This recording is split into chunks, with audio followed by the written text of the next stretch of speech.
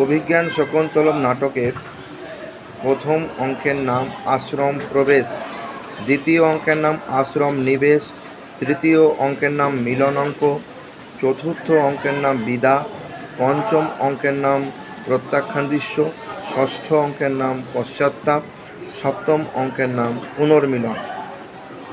অভিজ্ঞান শকুন্তলম নাটক মহাকবি কালিদাসের লেখা। এটি মহাভারতের আদিপর্ব এবং পদ্ম পুরাণ অনুসারে লেখা। অভিজ্ঞান শকুন্তলম একটা বিখ্যাত নাটক। নায়ক হচ্ছেন ধীরোদাত্ত শ্রেণীর, নায়িকা হচ্ছেন মুগ্ধা ও মধ্যা নায়িকা কুলজা শ্রেণীর। অভিজ্ঞান শকুন্তলম নাটকের ইংরেজি অনুবাদ করেছিলেন স্যার উইলিয়াম জোন্স প্রথম।